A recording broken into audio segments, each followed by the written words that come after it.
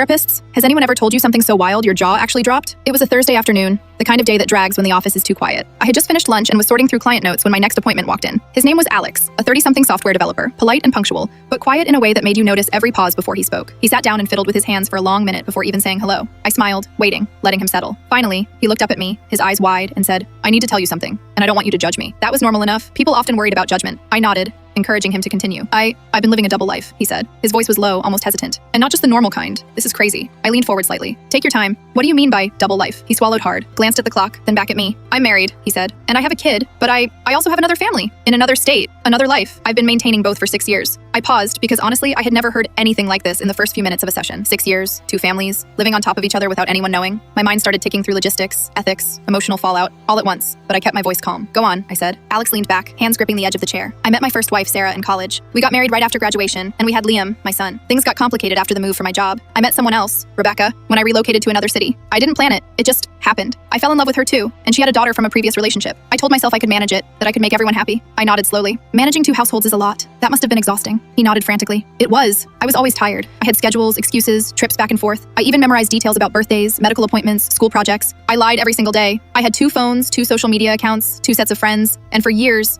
no one suspected a thing. The jaw drop moment came when he added, almost casually, "Last month, I realized my son from the first family and the daughter from the second family go to the same summer camp." I blinked. "Same camp?" "Yes," he said. His face paled, and they ended up in the same cabin. I didn't know what to do. I had to spend the week juggling 2 sets of parents, counselors, and schedules. If either family found out, everything would collapse. I felt my own pulse quicken. I thought about the conversations I had coached clients through, the secrets people kept. But this was next level. This wasn't just hiding a part of oneself. It was constructing 2 entirely separate lives with innocent children unknowingly caught in the middle. Alex went on for almost an hour, explaining the meticulous planning, the fear, the constant anxiety. He talked about little crises he had to solve quietly, car breakdowns, missed parent-teacher meetings, sudden illnesses. He even admitted to lying about work trips just to attend birthday parties for both families on the same weekend. He paused, leaning forward, voice cracking. I thought I was doing something clever, something sustainable. But now I feel like I'm losing my mind. I don't know how long I can keep this up without someone finding out. I let him sit in the silence for a moment, just breathing. There's a difference between hearing a shocking story and feeling the weight of the consequences. After he composed himself, he added quietly, "I came here because I need to talk to someone who doesn't know either family, someone I can tell the truth to without them finding out, even if it's just for an hour." I nodded. That was why he was here. And I realized, in my career,